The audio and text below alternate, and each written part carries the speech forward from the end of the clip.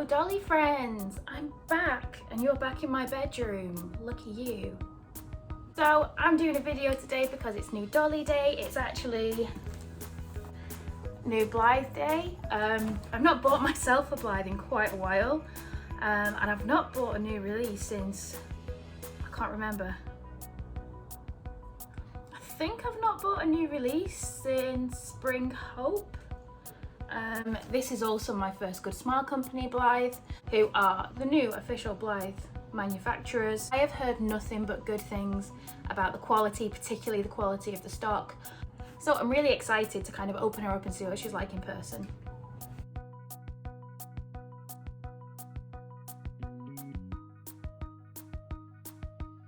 So I bought this doll from CC Toys. I'll drop a link in the description. I personally really like CC Toys. I've had nothing but good experiences shopping with them. They always post nice and quickly, and they're a good place to get pre-orders.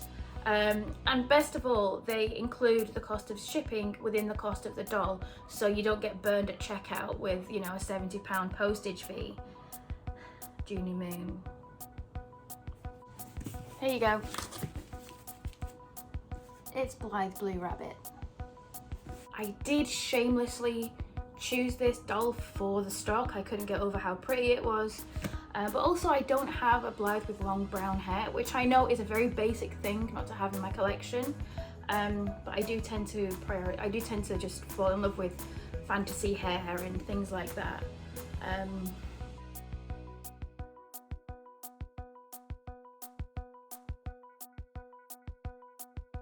It's time.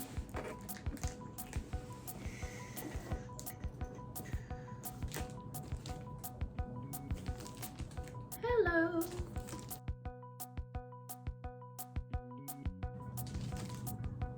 Hello, cutie.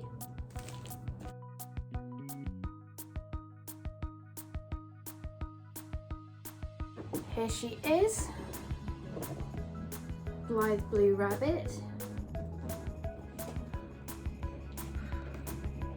I am absolutely in love with the box art. Like, how gorgeous is that? It's got little blue rabbits on it. She's out. Here she is in her box.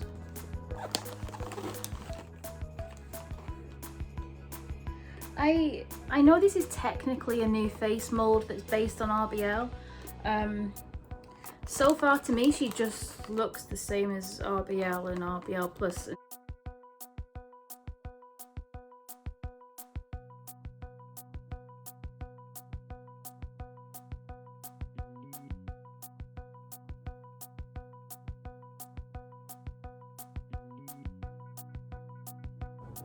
She has a lot of plastic on her arms and legs, so I'm just going to strip her off completely so I can get all that off, and then we'll redress her so I can give you a closer look at the doll and all of her stock. So here is Blythe Blue Rabbit in her little plastic birthday suit. The face to me just looks like all the other RBL, RBL Plus, RBL Renew molds. I find them all, you know, they're all much for muchness, aren't they? But it's a good mold, it's cute and it's popular.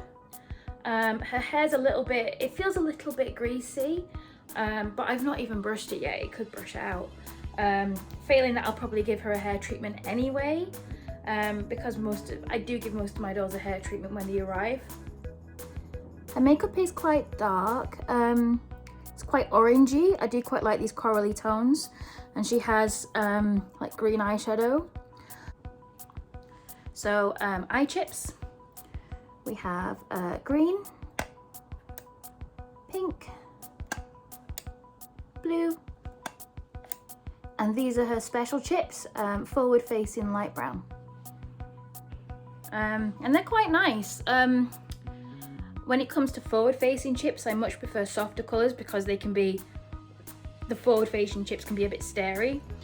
So I do prefer a softer colour on them. And I'm going to put her stock back on so we can go through every little piece. First is an an absolute travesty that I was hoping died with Takara's Blythes, but apparently not. Awful knickers. That's just a scrap of fabric. I hate these knickers so much. Like, not even hemmed fabric. I really hate them.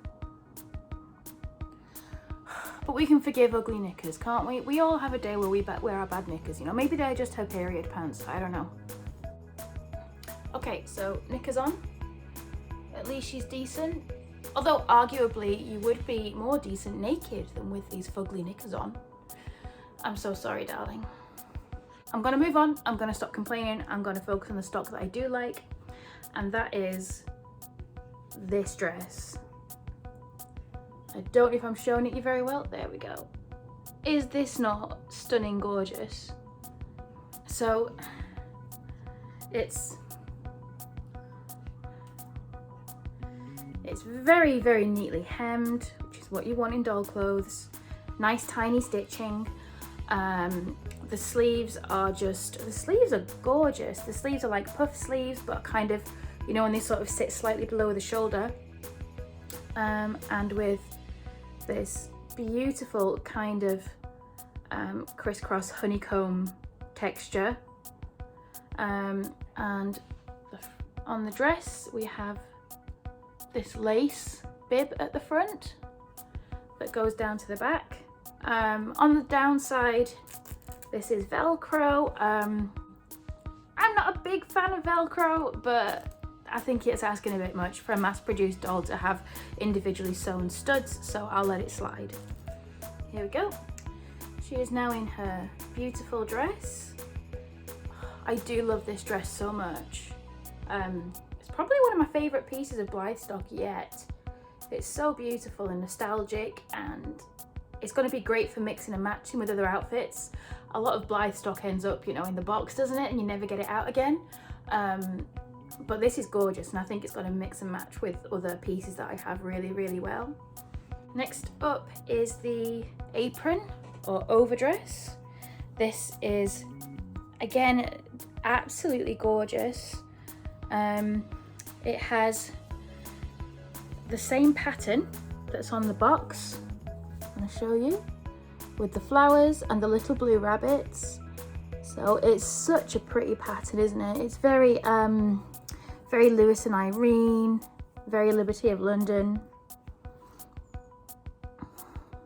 It's such a pretty print. I love it so much. So it crosses over and goes over the dress like an apron, and has these lovely little grey lace panels. So I'm going to pop this on over her dress.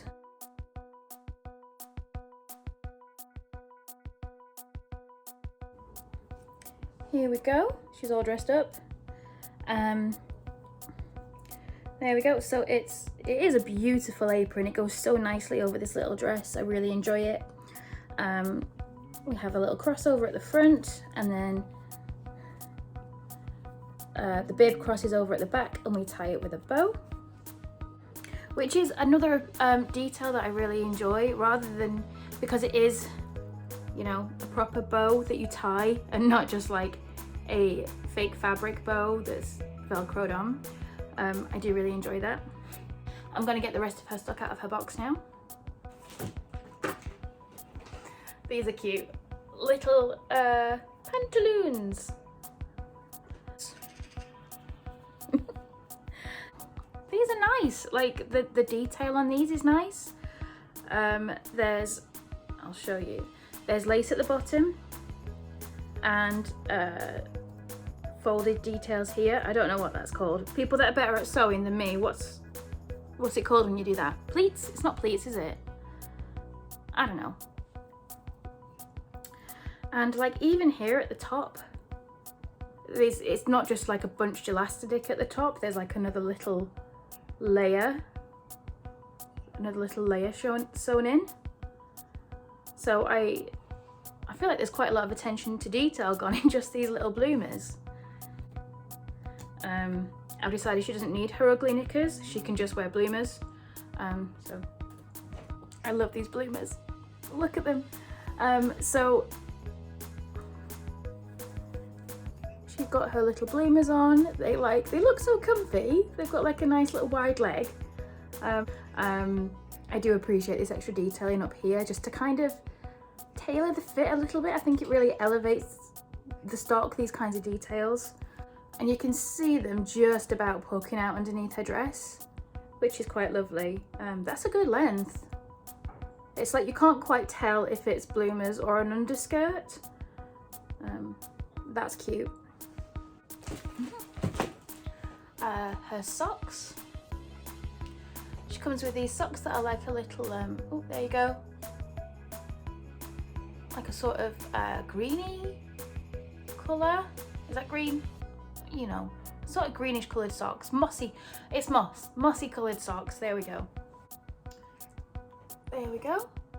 Socks are on. She's got her socks on. Shoes. They're just a couple of little black Mary Janes with a silver stud. They're not particularly exciting shoes, but they go with her outfit and they're cute and they're versatile, but I will probably end up using them a lot. There you go, she's got her little shoes on. I was so excited for this. Her bag.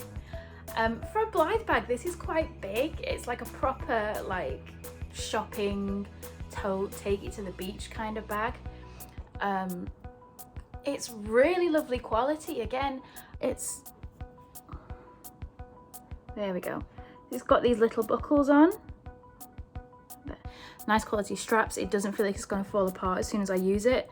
It's got a little bit of stuff on the inside to stop it fraying.